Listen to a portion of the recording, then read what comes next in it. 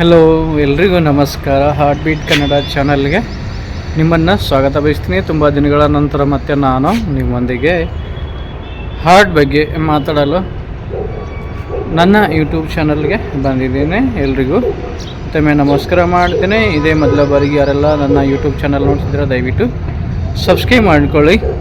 ತುಂಬ ಜನ ಸಬ್ಸ್ಕ್ರೈಬ್ ಮಾಡ್ತೀನಿ, ವಿಡಿಯೋಗಳು ನೋಡ್ತಿದ್ದೀರಾ, ಪರವಾಗಿಲ್ಲ. ಆದರೂ ಸಬ್ಸ್ಕ್ರೈಬ್ ಮಾಡಿಕೊಂಡು ನೋಡಿ ನನಗೆ ಸಪೋರ್ಟ್ ಮಾಡಿ ಅಂತ ನಾನು ನಿಮ್ಮಲ್ಲಿ ಮನವಿ ಮಾಡಿಕೊಳ್ತೇನೆ. ಬನ್ನಿ, ಇವತ್ತು ಆರೋಗ್ಯದ ವಿಷಯ ನಿಮ್ಮೊಂದಿಗೆ ಚರ್ಚೆ ಮಾಡ್ತೀನಿ. ನನ್ನ ಒಂದು ಚಾನಲ್ ಇರೋದು ಆರೋಗ್ಯವಂತ ಸಮಾಜಕ್ಕಾಗಿ ಮತ್ತು ಸಾಮಾಜಿಕ ಒಳಿತಿಗಾಗಿ.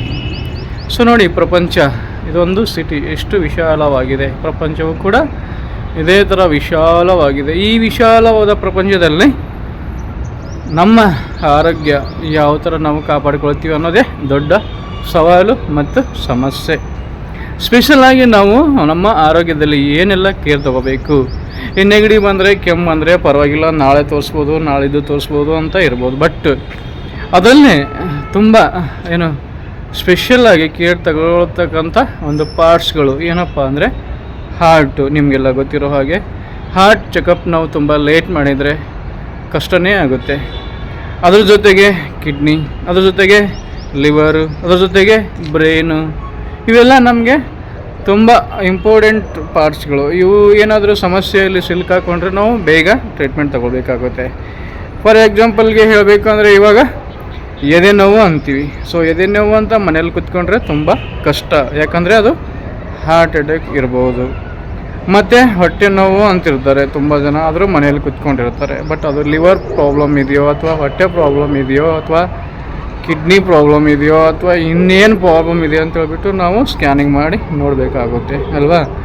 ಅದ್ರ ಜೊತೆಗೆ ತಲೆ ನೋವು ಅಂತಾರೆ. ಅದು ಸ್ಪೆಷಲಿ ಒಂದು ಕಡೆ ತಲೆ ಒಳಗಡೆ ನೋವು ಅಂತಿರ್ತಾರೆ.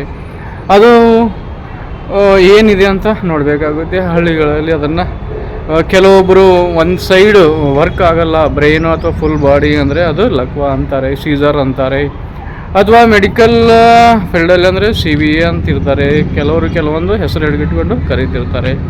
ಏನೇ ಇದ್ರೂ ಕೂಡ ನಾವು ಅಂಥವುಗಳನ್ನು ತುಂಬ ಕೇರ್ಫುಲ್ಲಾಗಿ ಟ್ರೀಟ್ಮೆಂಟ್ ತೊಗೋಬೇಕು, ಬೇಗ ಟ್ರೀಟ್ಮೆಂಟ್ ತೊಗೋಬೇಕು ಅಂತ ನಾನು ಹೇಳ್ತೀನಿ. ಈ ಹಾರ್ಟು ನೋವು ಅಂದರೆ ಈಸಿಗಳೆಲ್ಲ ಮಾಡ್ಕೊಳ್ತೀವಿ. ಇಲ್ಲಿ ಹೊಟ್ಟೆಯಲ್ಲಿ ಏನಾದರೂ ಪ್ರಾಬ್ಲಮ್ ಅನಿಸಿದರೆ, ಎಸ್ಪೆಷಲಿ ಕಿಡ್ನಿ ಪ್ರಾಬ್ಲಮ್ ಅಂದರೆ ಡಯಾಲಿಸಿಸ್ ಅಂತ ಮಾಡ್ತಿರ್ತಾರೆ.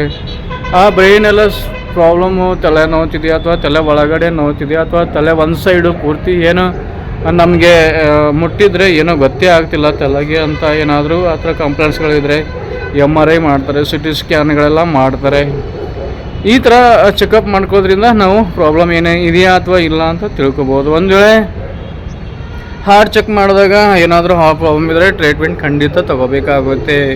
ಮತ್ತು ನಾವು ಹೊಟ್ಟೆಯಲ್ಲಿ ಸ್ಕ್ಯಾನ್ ಮಾಡಿದಾಗ, ಹೊಟ್ಟೆ ಸ್ಕ್ಯಾನ್ USG ಅಬ್ಡಾಮಿನಲ್ ಸ್ಕ್ಯಾನ್ ಅಂತ ಇರುತ್ತೆ, ಅದೇನಾದರೂ ಸ್ಕ್ಯಾನಿಂಗ್ ಮಾಡಿದಾಗ ಅಥವಾ ಬ್ಲಡ್ ಚೆಕಪ್ಗಳೆಲ್ಲ ಮಾಡಿದಾಗ ಕಿಡ್ನಿ ಪ್ರಾಬ್ಲಮ್ ಏನಾರ ಇದ್ದರೆ, ಲಿವರ್ ಪ್ರಾಬ್ಲಮ್ ಏನಾರ ಇದ್ದರೆ ಖಂಡಿತ ನಾವು ಆಗಿಂದಾಗೆ ಟ್ರೀಟ್ಮೆಂಟ್ ಸ್ಟಾರ್ಟ್ ಮಾಡಬೇಕಾಗುತ್ತೆ. ಮತ್ತು ಒಂದು side body full part work ಆಗ್ತಿಲ್ಲ ಅಂದರೆ, ಆ್ಯಕ್ಟಿವ್ ಇಲ್ಲ ಅಂದರೆ, ಸೊ ಅದಕ್ಕೂ ಟ್ರೀಟ್ಮೆಂಟ್ ತೊಗೋಬೇಕಾಗುತ್ತೆ. ಡಾಕ್ಟ್ರ್ ಖಂಡಿತವಾಗೂ ಟ್ರೀಟ್ಮೆಂಟ್ ಕೊಡ್ತಾರೆ. ಇವೆಲ್ಲವೂ ನಾವು ನೆಗ್ಲೆಕ್ಟ್ ಮಾಡಿದರೆ ನಮ್ಮ ಜೀವಕ್ಕೆ ಅಪಾಯ ಕಟ್ಟಿಟ್ಟ ಬುತ್ತಿ. ಹಾರ್ಟ್ ಪ್ರಾಬ್ಲಮ್ ಇದ್ದರೆ ಟ್ರೀಟ್ಮೆಂಟ್ ಕೊಡ್ತಾರೆ, ಲಿವರ್ ಪ್ರಾಬ್ಲಮ್ ಇದ್ದರೆ ಟ್ರೀಟ್ಮೆಂಟ್ ಕೊಡ್ತಾರೆ, ಕಿಡ್ನಿ ಪ್ರಾಬ್ಲಮ್ ಇದ್ದರೆ ಡಯಾಲಿಸಿಸ್ ಮಾಡಿಬಿಟ್ಟು ಟ್ರೀಟ್ಮೆಂಟ್ ಕೊಡ್ತಾರೆ. ಒಂದು ಸೈಡು ದೇಹದ ಒಂದು ಸೈಡ್ ಪೂರ್ತಿ ಭಾಗ ಅಸ್ವಸ್ಥ ಅಂದ್ರೇನು, ಆ್ಯಕ್ಟಿವ್ ಆಗಿಲ್ಲ ಅಂತಂದರೆ ಅದಕ್ಕೂ ಟ್ರೀಟ್ಮೆಂಟ್ ಕೊಡ್ತಿರ್ತಾರೆ.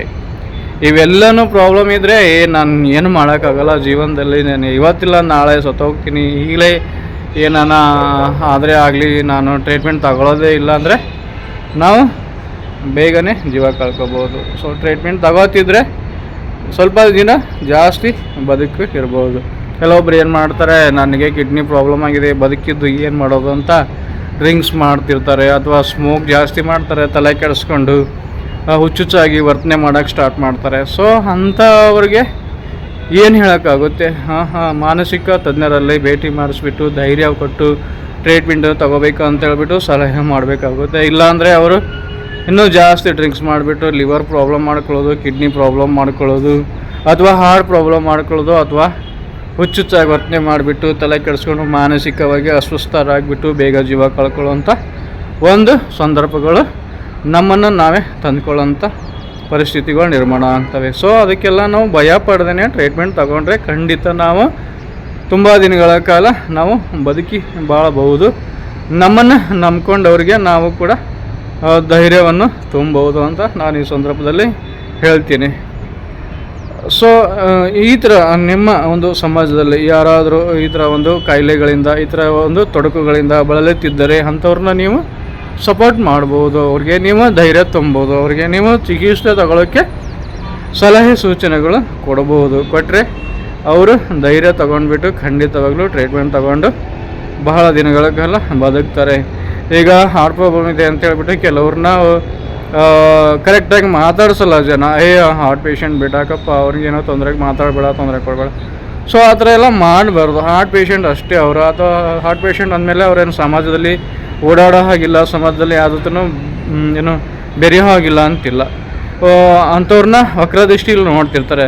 ಕಿಡ್ನಿ ಪ್ರಾಬ್ಲಮ್ ಇದ್ದರೆ ಕಿಡ್ನಿ ಪ್ರಾಬ್ಲಮ್ ಇದೆ, ಲಿವರ್ ಪ್ರಾಬ್ಲಮ್ ಇದ್ದರೆ ಲಿವರ್ ಪ್ರಾಬ್ಲಮ್ ಇದೆ. ಅಥವಾ ಹಳ್ಳಿಗಳಲ್ಲಿ ಸರ್ವೇಸಾಮಾನ್ಯವಾಗಿ ಕರೆಯುವಂಥ ಒಂದು ರೋಗ ಲಕ್ವಾ ಅಂತಾರೆ, ಸೀಸರ್ ಅಂತಾರೆ, ಅಥವಾ ಸಿವಿ ಅಂತಾರೆ. ಅಂಥವ್ರನ್ನೆಲ್ಲ ಸೇರಿಸ್ಕೊಳ್ಳಲ್ಲ. ಇವೆಲ್ಲ ಮೂಢನಂಬಿಕೆ ಅಂತಾರೋ ಅಥವಾ ಏನೋ ಗೊತ್ತಿಲ್ಲ. ಸೊ ಅದನ್ನೆಲ್ಲ ಮಾಡಬಾರ್ದು. ಎಲ್ಲರೂ ಒಂದಿಲ್ಲ ಒಂದಿನ ರೋಗಗಳಿಗೆ ತುತ್ತಾಗಬಹುದು ಅಲ್ವಾ. ಹಾಗಾಗಿ ಯಾವುದೇ ರೋಗ ರುಜಿನ ಎದುರು ಕೂಡ ಮುಟ್ಟಿದ್ರೆ ಬರೋದಿಲ್ಲ ಅವೆಲ್ಲ. ಅಂಥವ್ರ ಜೊತೆ ನಾವು ಕೂಡ್ಕೊಂಡಿರಬೇಕು. ಅಂಥ ರೋಗಿಗಳಿಗೆ ನಾವು ಸಪೋರ್ಟ್ ಮಾಡಿ ಧೈರ್ಯ ತುಂಬಬೇಕು. ಏನಾಗಲ್ಲ, ಇದೊಂದು ದೊಡ್ಡ ಕಾಯಿಲೆ ಇಲ್ಲ ಅಂತ ಹೇಳಿಬಿಟ್ಟು. ಸೊ ಆ ಥರ ನಡೆಯಲ್ಲ ಹಳ್ಳಿಗಳಲ್ಲಿ. ಹಾರ್ಟ್ ಪೇಷಂಟ್ ಆದರೆ ಅಯ್ಯೋ ಹತ್ತಿರಕ್ಕೆ ಹೋಗಬಾರ್ದು, ಹತ್ತಿರಕ್ಕೆ ಹೋಗಿದ್ರೆ ನಮಗೂ ಬರ್ಬೋದು, ಕಿಡ್ನಿ ಪ್ರಾಬ್ಲಮ್ ಬರ್ಬೋದು, ಲಿವರ್ ಪ್ರಾಬ್ಲಮ್ ಬರ್ಬೋದು, ಅಥವಾ ಲಕ್ವ ಅಂಥ ಪ್ರಾಬ್ಲಮ್ಗಳು ಬರ್ಬೋದು ಅಂತ ಮೂಢನಂಬಿಕೆಯಲ್ಲಿ ಜನಗಳು ಈಗಲೂ ಕೂಡ ಇದ್ದಾರೆ. ಸೊ ಹಾಗೆಲ್ಲ ಮಾಡೋಕ್ಕೆ ಹೋಗಬಾರ್ದು. ಮತ್ತು ನೀವುಗಳು ಖಂಡಿತ ವಿದ್ಯಾವಂತರಾಗಿದ್ದರೆ ಅಥವಾ ವಿದ್ಯೆ ಕಲಿದೇನೂ ಕೂಡ ಸಮಾಜದಲ್ಲಿ ಎಷ್ಟೋ ಜನ ಬುದ್ಧಿವಂತರಿರ್ತಾರೆ. ಈ ಥರಕ್ಕೆಲ್ಲ ಏನಾಗಲ್ಲ, ಅವೇನೋ ಒಬ್ಬರಿಂದ ಒಬ್ಬರಿಗೆ ಹರಡೋ ರೋಗಗಳಲ್ಲ ಅಂತ ಹೇಳಿಬಿಟ್ಟು ಆ ಥರ ಪೇಷಂಟ್ಗಳಿಗೆ ಸಪೋರ್ಟ್ ಮಾಡಬೇಕು, ಟ್ರೀಟ್ಮೆಂಟ್ ತಗೊಳ್ಳೋಕ್ಕೆ ಸಹಾಯ ಮಾಡಬೇಕು ಅಂತ ಹೇಳಿಬಿಟ್ಟು ನಾನು ನನ್ನ ಯೂಟ್ಯೂಬ್ ಚಾನಲ್ ಮೂಲಕ ಮನವಿ ಮಾಡಿಕೊಳ್ತೇನೆ. ಯಾಕಂದರೆ ನಾನು ಹೇಳಿದ್ನಲ್ಲ ಆಗಲೇ, ಹಾರ್ಟು, ಕಿಡ್ನಿ, ಲಿವರ್, ಬ್ರೈನು ತುಂಬ ಇಂಪಾರ್ಟೆಂಟು. ಇವೆಲ್ಲ ನೆಗ್ಲೆಕ್ಟ್ ಮಾಡೋ ಹಾಗಿಲ್ಲ.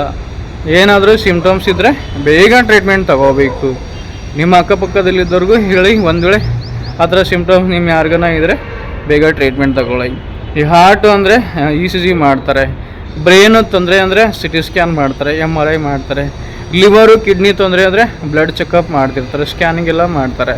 ಇದರಿಂದ ನಮಗೆ ಪ್ರಾಬ್ಲಮ್ ಇದೆಯೋ ಅಥವಾ ಇಲ್ಲೋ ಅಂತ ಗೊತ್ತಾಗುತ್ತೆ. ಸೊ ಏನೋ ಗೊತ್ತಿಲ್ಲದೇ ನಾವು ಆರಾಮವಾಗಿದ್ದೀವಿ, ಅಥವಾ ಇದೇನು ಸ್ವಲ್ಪ ನೋವಿದೆ ಬಿಡು, ಅಥವಾ ನನಗೆ ಕಡಿಮೆನೇ ಆಗಲ್ಲ ಇದು, ಇನ್ನೇನು ನಾನು ಬದುಕಿ ಏನು ಪ್ರಯೋಜನ ಇಲ್ಲ ಅಂತ ಹೇಳಿಬಿಟ್ಟು ಟ್ರೀಟ್ಮೆಂಟ್ ತಗೊಳ್ದೇನೆ ಇನ್ನೂ ಅದು ಪ್ರಾಬ್ಲಮ್ ಜಾಸ್ತಿ ಮಾಡಿಕೊಂಡು ಜೀವ ಬಿಡುವಂಥ ಜನ ತುಂಬ ಆಗ್ತಿದ್ದಾರೆ ಸಮಾಜದಲ್ಲಿ. ಸೊ ಆ ಥರ ಆಗೋದು ಬೇಡ. ಖಂಡಿತ ಟ್ರೀಟ್ಮೆಂಟ್ ತಗೊಳ್ಳಿ. ಬೇಕಾದಷ್ಟು ಟೆಕ್ನಾಲಜಿ ಫಾಸ್ಟ್ ಇದೆ. ಹಾಸ್ಪಿಟಲ್ಗಳಲ್ಲೆಲ್ಲ ಟ್ರೀಟ್ಮೆಂಟು ಫಾಸ್ಟ್ ಇದೆ.